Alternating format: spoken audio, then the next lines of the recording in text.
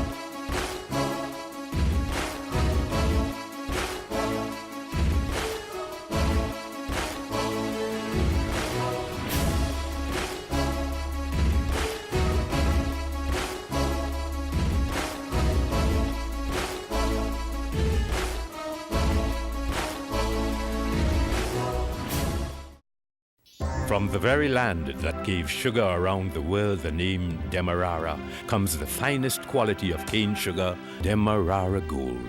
Enjoy the real thing from the original source, the rich, fertile Demerara coastline where sugarcane has been harvested since the mid-17th century. The result is here for you to enjoy. Wherever this unique sugar flavor is needed, Demerara Gold is the ingredient that will always create a stir.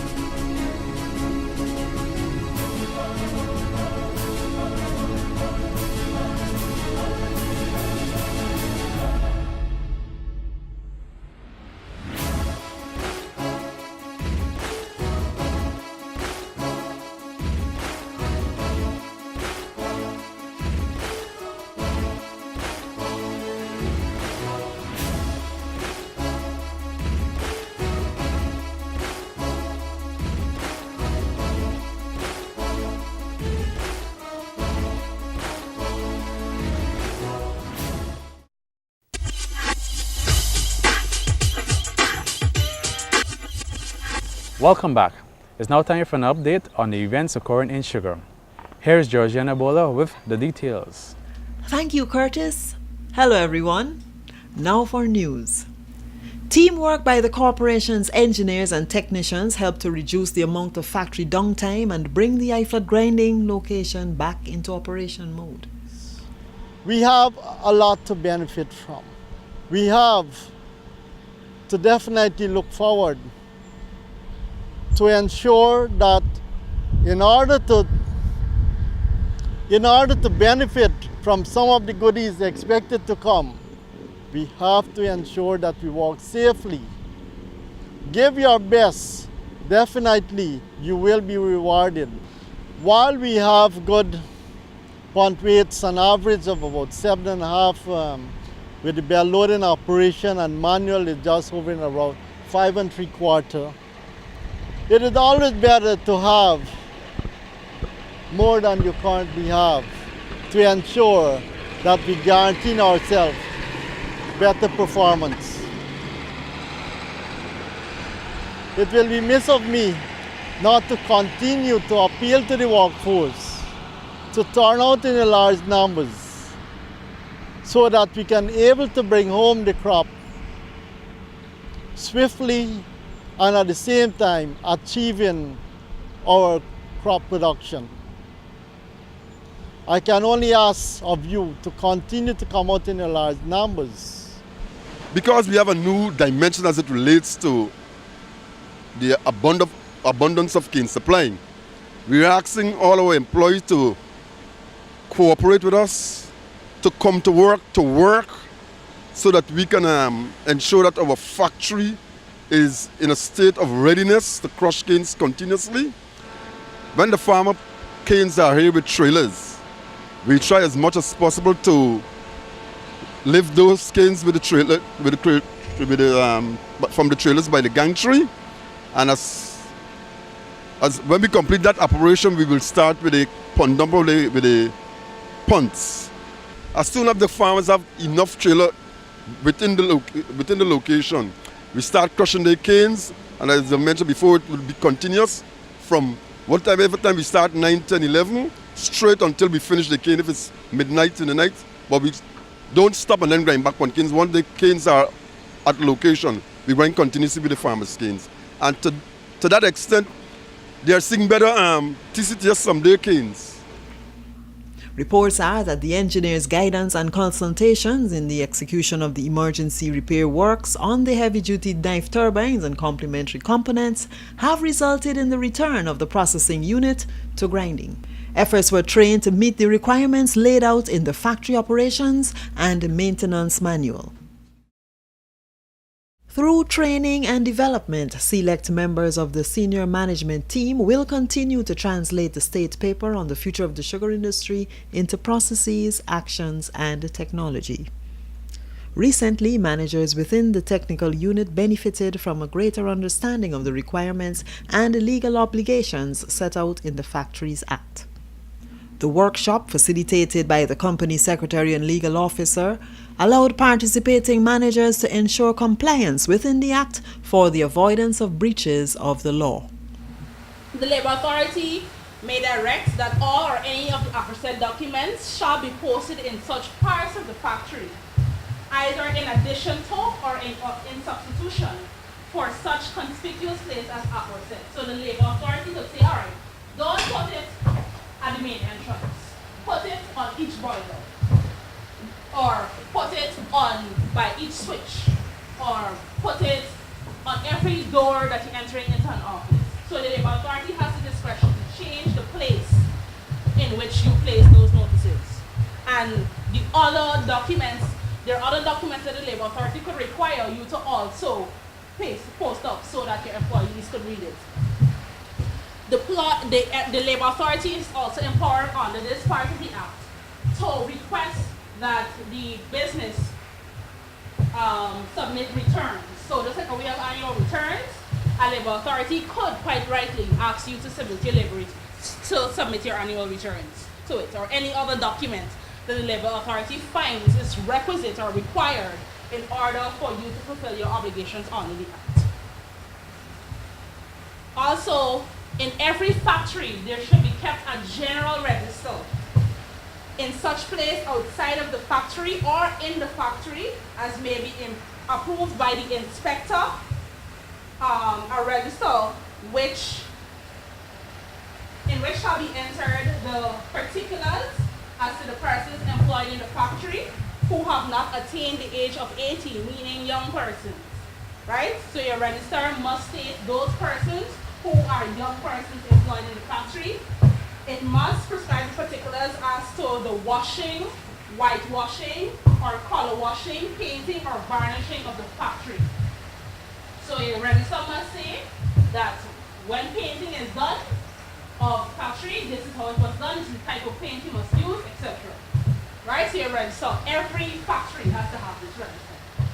It also has to prescribe as to every accident and case of industrial disease occurring in the factory, and of which notice is required to be sent to an inspector.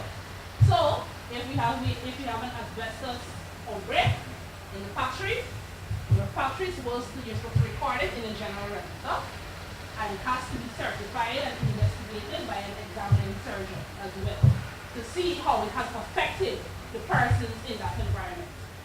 Ordinarily, there was an order that was made by the then Ministry of Labor, now Department of Labor, in relation to intervals of rest at work. Persons who are service-oriented, the Act doesn't specify service-oriented, but this is the general position. After every 3 hours of work, you're entitled to 15 minutes of rest. So that would mean within an 8-hour working day, you are entitled to approximately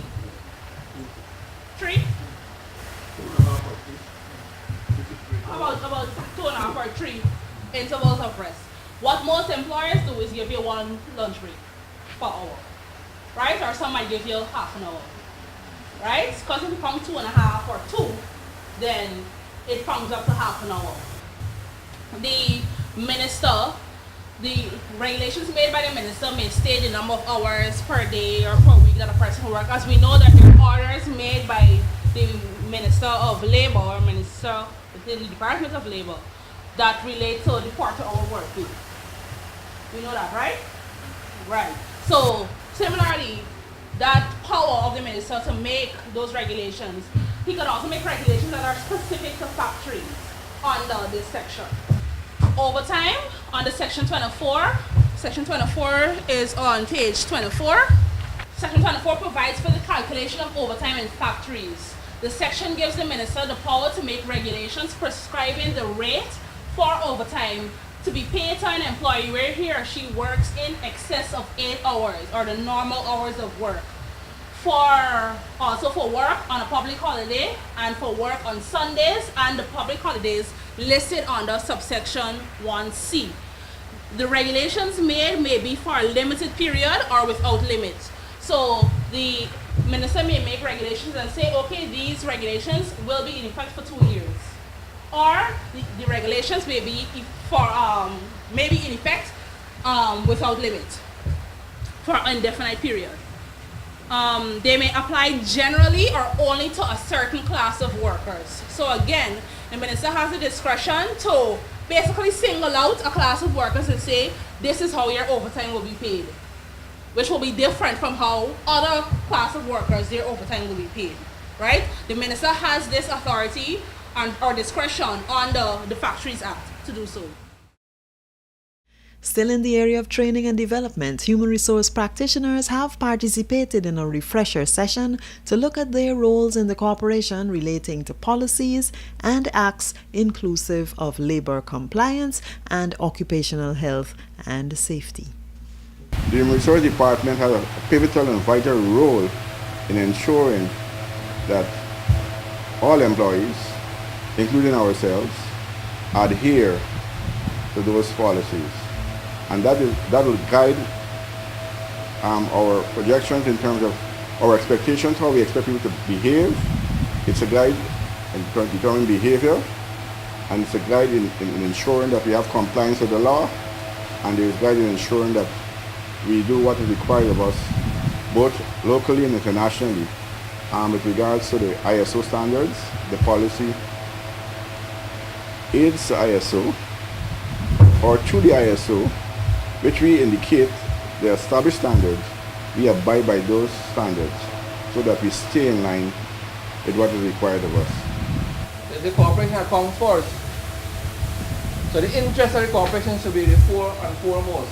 And those of us who manage the interest of the corporation expect to carry out clearly. You have 2 acts that should guide you as an employer. The Discrimination Act and the Equal Rights Act. Because as a country, we treat every gender equally. So payment and condition in every employee in this country. The rates should be equal. Now under the Labor Act, Chapter 9801, number 2 of 1942, which tells you that since 1942, this country was looking at putting together an act that addressed labor relations, because the history will tell you that Guyana in 1905 is the leader in labor-related activity and trade unionism in the Caribbean. The law addressed various categories: factory worker, restaurant worker, administrative worker. Some of us have, based on the work condition, hours of work Monday to Friday, 8 hours per day. The restaurant is 8 hours per day, Monday to Saturday. They expect to work Monday to Saturday. The law also spoke about, and sometimes when I look at our condition of employment, factory worker is the only worker who's supposed to get double on Sunday, based on the law. All other categories, time and a half. All of these assist in defining behavior patterns and attitudes and culture that assist in the organization. A good HR policy provides generalized guidance on the approach adopted by the organization and therefore its employees concerning various aspects of employment. Of all the policy talks about the various aspects of employment, all that we were gone through this morning, and there are 16 job-related legislations in there. 16. We have, as a department, a very important role.